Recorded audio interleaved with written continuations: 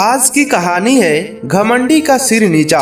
बहुत पुरानी बात है कि एक जगह एक राजा रहता था जो अपने में ही इतना लगा रहता था और अपने कहने और करने में इतना घमंड महसूस करता था कि इस बात तक अब जनता की एक कहावत बन गई थी, हमारे राजा जैसा मतलबी, हमारे राजा जैसा घमंडी। साफ जाहिर है कि उसके वजीर और दरबारी लोग उसकी बातें सुनते सुनते थक गए थे और उसकी यह आग भड़काने के लिए हमेशा उसकी चापलूसी करते रहते थे।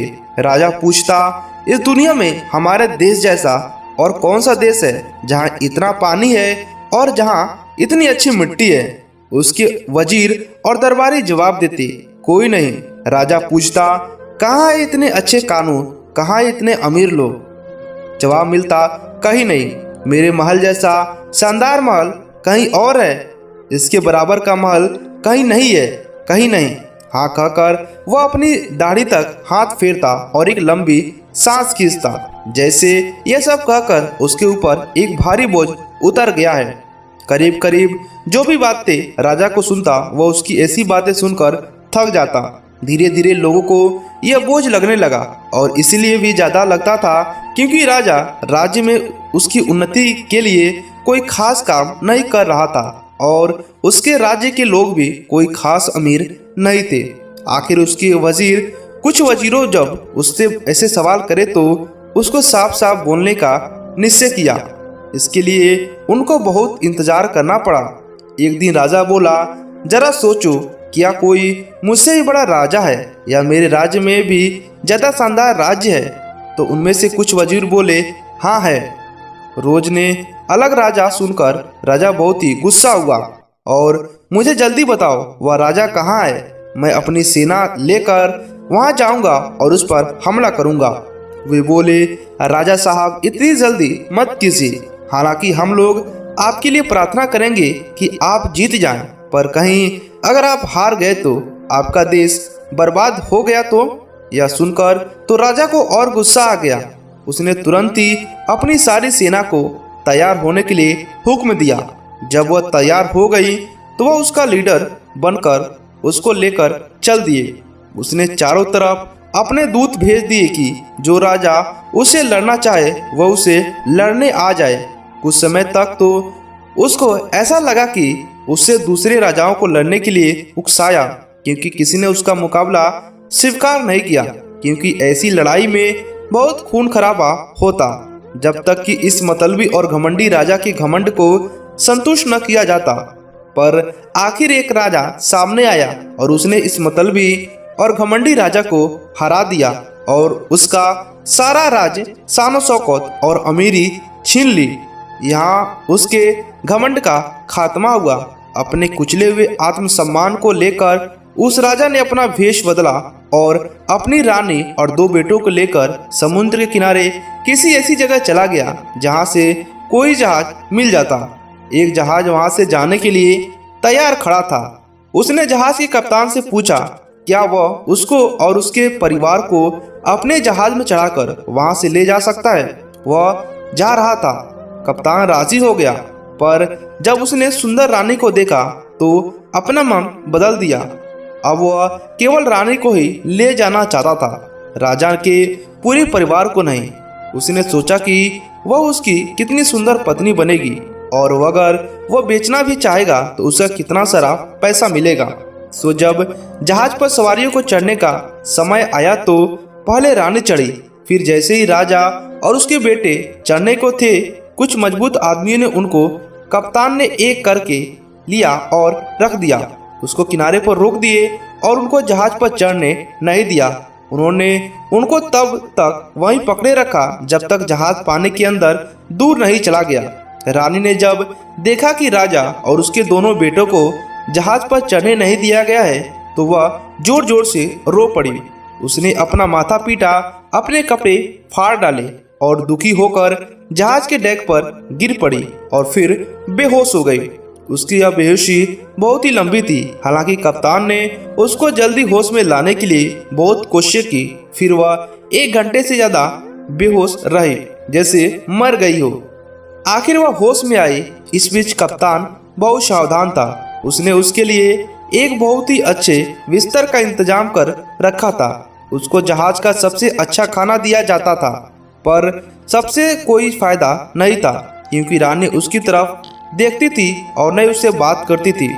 ऐसा कई दिनों तक लगातार चलता रहा, यहाँ तक कि जब कप्तान उसका प्यार पाने से नाकामयाब रहा तो उसने उसको बेचने का निश्चय किया। उसी जहाज पर एक अमीर सौदागर भी यात्रा कर रहा था। उसने भी रानी को देखा। उसको पता चला कि कप्तान उसका प्यार पाने में नाकामयाब रहा है, तो उसको लगा कि वो उसको खरीद लेकर उसका प्यार पा जाए। तो उसने कप्तान को एक बहुत ही बड़ी रकम देकर रानी को खरीद लिया और इस तरह रानी अब उस सौदागर के पास आ गई। बहुत ही कोमलता से उसने रानी को खुश करने और उसके प्यार जताने की कोशिश की। जब उसने उससे कहा कि उसने उसको बहुत सारा पैसा देकर उसे खरीद लिया है, इसलिए उससे शादी कर लेनी चाहिए, तो आखिर वह प्यार पाने में सफल हो गया। रानी ने कहा, हालांकि तुम्हारे और कप्तान के बीच में जो सौदा हुआ है वह बिल्कुल गैर कानूनी है, क्योंकि कप्तान को मुझे तुझे बेचने का अधिकार नहीं है, क्योंकि मैं उसकी हूँ ही नहीं।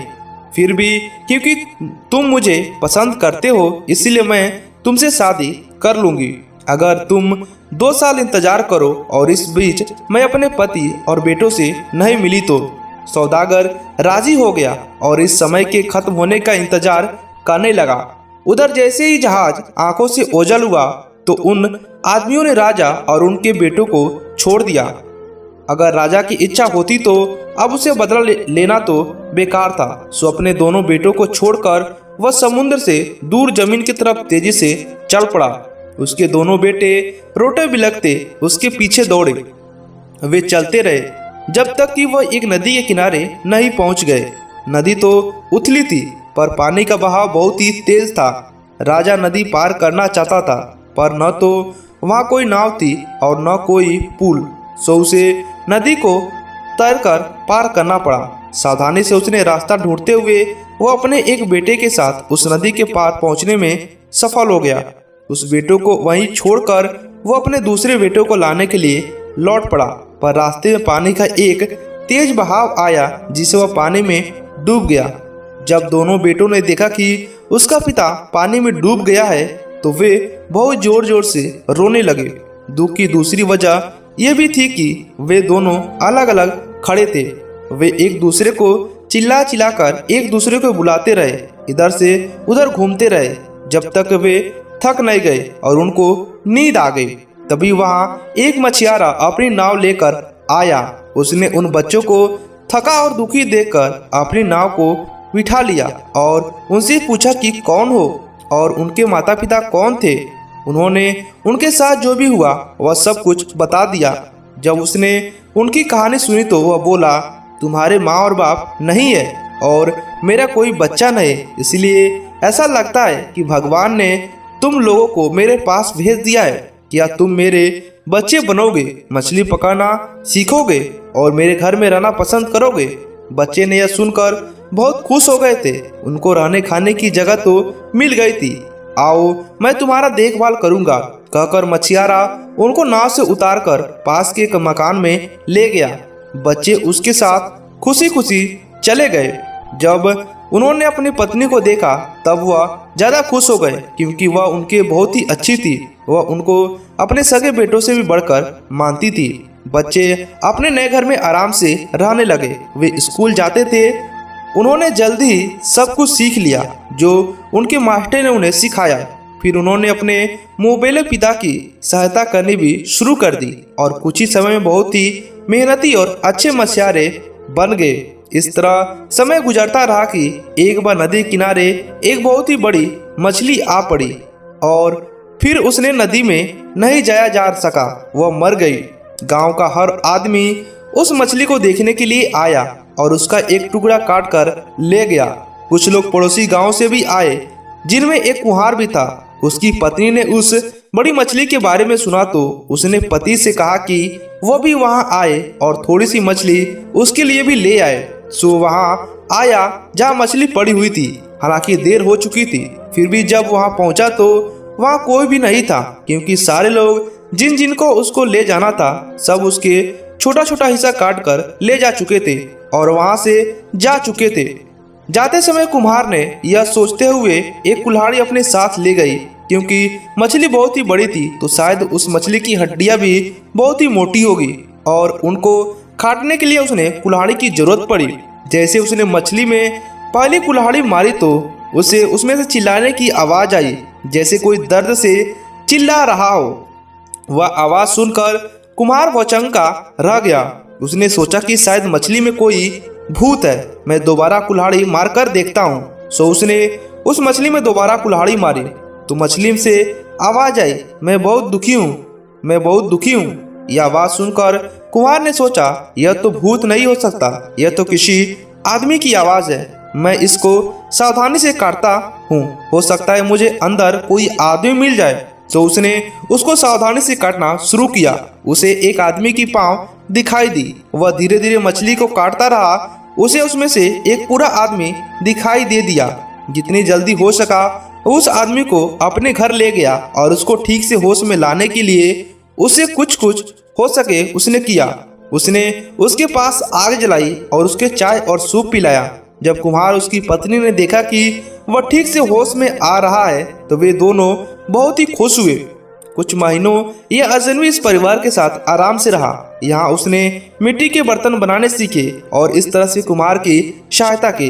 इत्तेफाक से उन्हीं दिनों वहाँ का राजा मर गया और यह उस देश का रिवाज था कि मरे हुए राजा का हाथी और बाज जिसको चुन लेते वहाँ का राजा होता। सो जब वह राजा मर गया तो राजा के हाथी को सारे राज्य में घुमाया गया, बाज को भी चारों तरफ उड़ा दिया गया ताकि वहां का राजा चुन सके।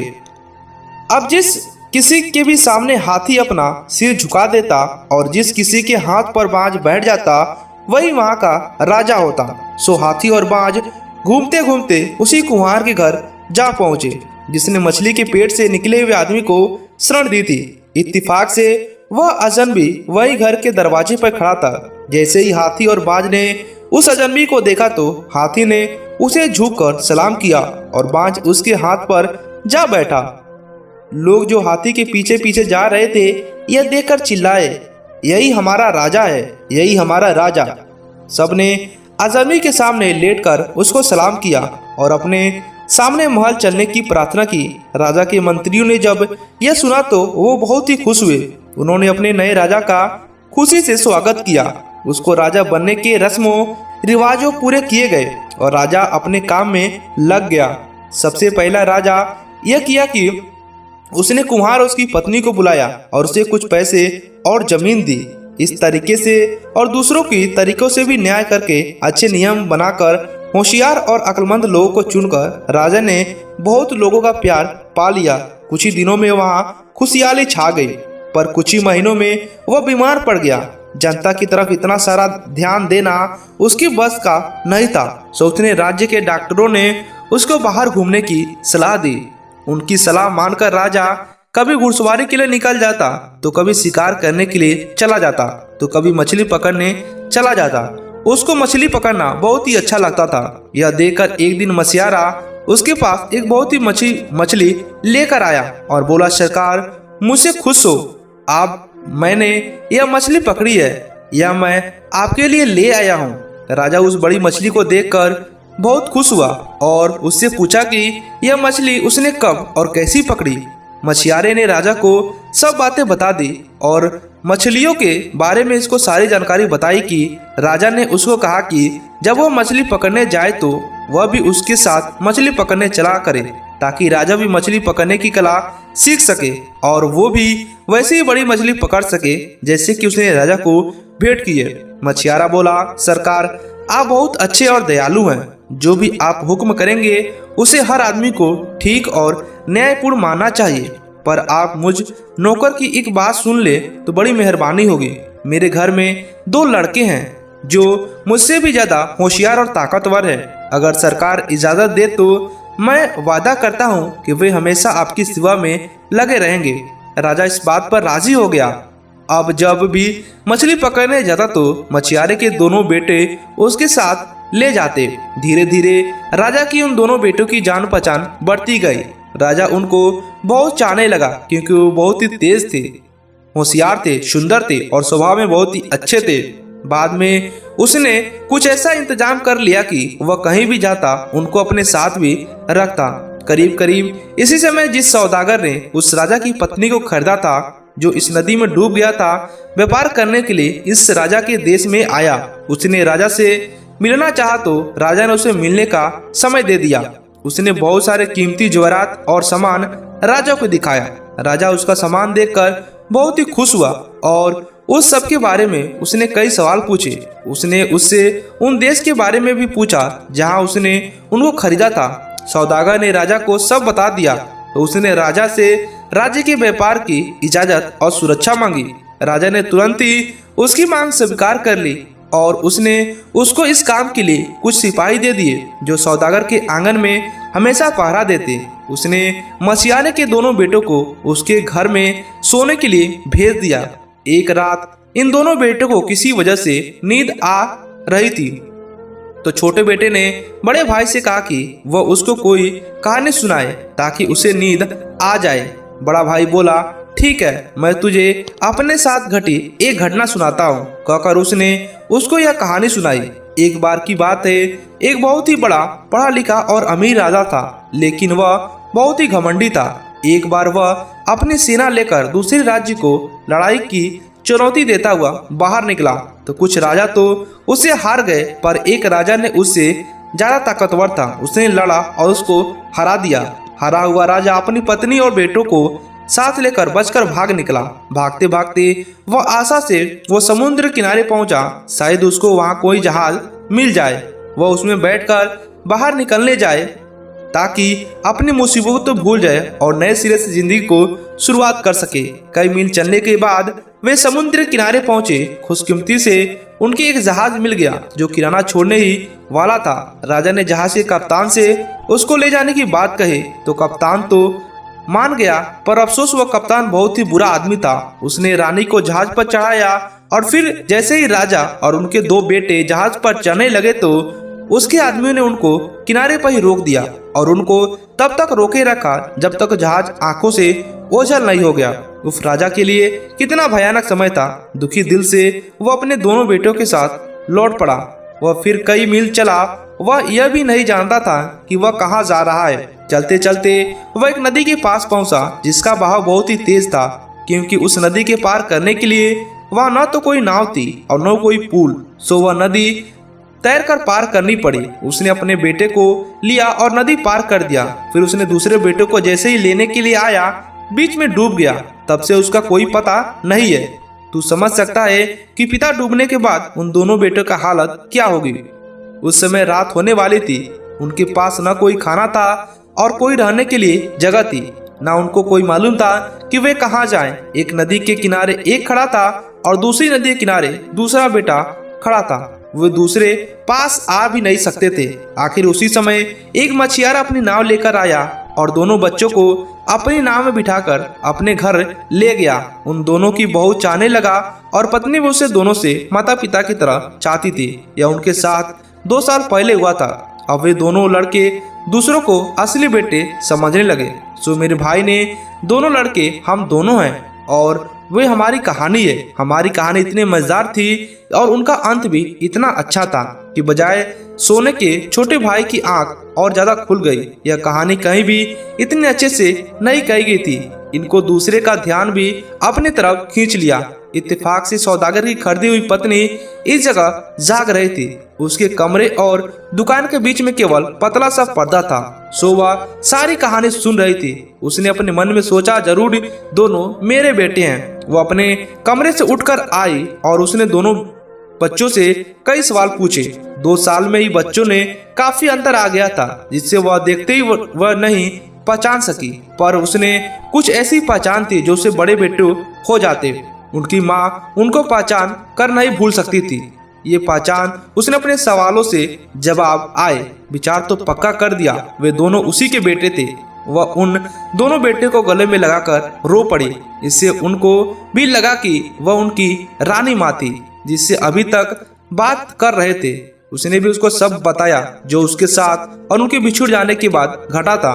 इस तरह से जहाज के कप्तान ने जब यह देखा कि वह उसके साथ नहीं कर सकती तो उसका सौदागर के हाथों बेच दिया। इस तरह से उन दोनों माँ बाप और उनके बेटों का मिलन हो गया, क्योंकि सौदागर जिस पत्नी से बेचा था उसी ने 2 बेटों को पाल रहा था और अंत में माँ और 2 बेटों का मिलन हो गया।